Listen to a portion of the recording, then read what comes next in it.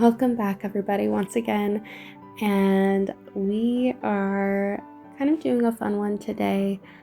My grandma had her birthday this past Tuesday, and she has always absolutely loved birds. In fact, she was probably the first person who kind of shared her love of birds with me and kind of spread that love to me. When I was younger, probably for my 10th or 12th birthday, I got to spend the night over at her apartment, and she got me this really cool birdhouse that we got to build and then paint, and it's one of my absolute favorite memories. But since then, whenever I look to stare at or watch the birds, or whenever her birthday or when Christmas comes around, I'm always drawn to things that are beautiful and fragile and everything that in my head birds personify.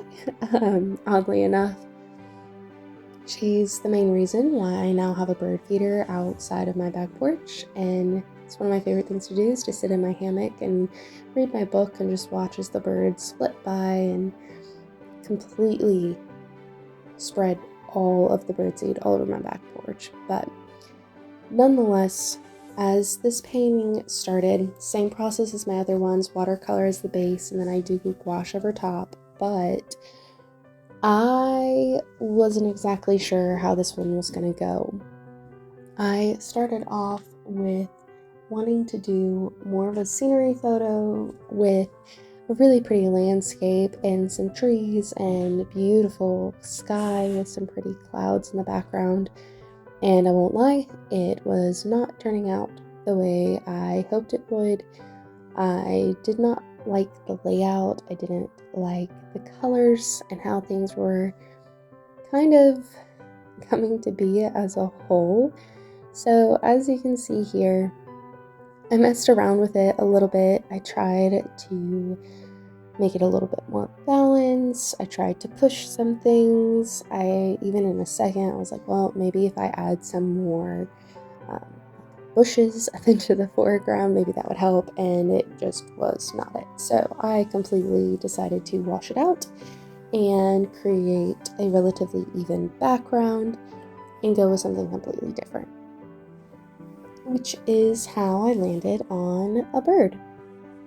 Just going straight back to what I love and what I know my grandma loves. And so I started in, and probably one of the first birds I always think of when I think of backyard birds here in North Carolina, I think of the red cardinal.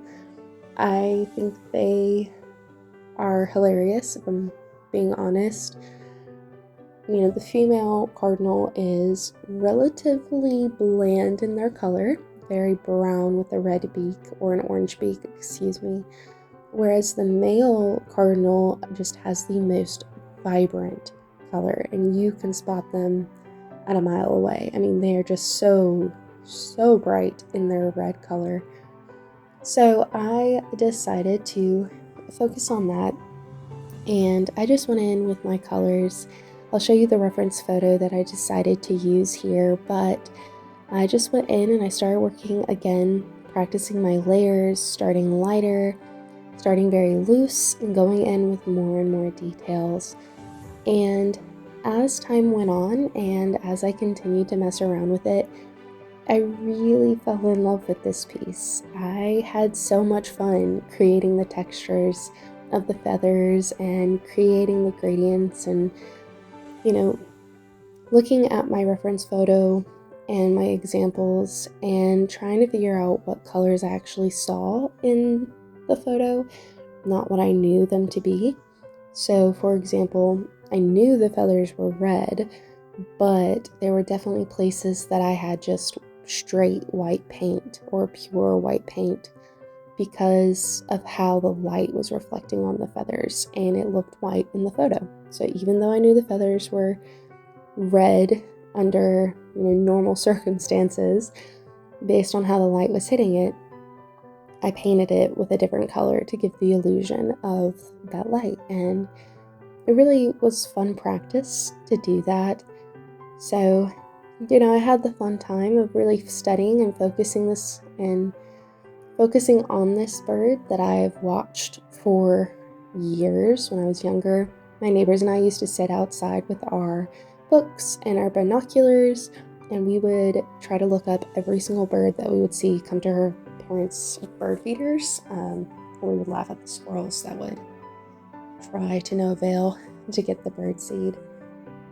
But as I continued on with this piece, once I felt happy with my bird, I then went in and wanted to do a little bit more to the composition, and so I added in some flowers, and I didn't know what flower I wanted to do, just kind of went for it, and they came out as dogwood flowers, which I'm not mad about. Another one of my favorite plants. There's a lot here where I live, and my parents grew a few in their yard when I was growing up, and they're just another plant that I think is really beautiful and come in different variations of colors, and so they fascinate me. But I think this piece meant a lot to me. Not only was it a great just representation of a lot of the things that I've loved and focused on throughout my life, but it was very meaningful to also put this together for my grandma. My grandma means a lot to me, and to be able to paint this for her and take the time to kind of see what inspired me and for it to come to fruition, and then be able to take it to my family and get my siblings and my nephews, good grief, my parents' grandkids, but my parents, and to get everyone to sign it was really meaningful, and it made me really happy to be able to put this piece together for my grandma. So I guess my inspiration for all of you is, take those few moments throughout your day and think of the things that you love and that inspire you, and let those things inspire your work and your craft in whatever way you express your artistic self. But enjoy those moments. So I highly encourage, go sit outside, take a few moments, and enjoy the birds.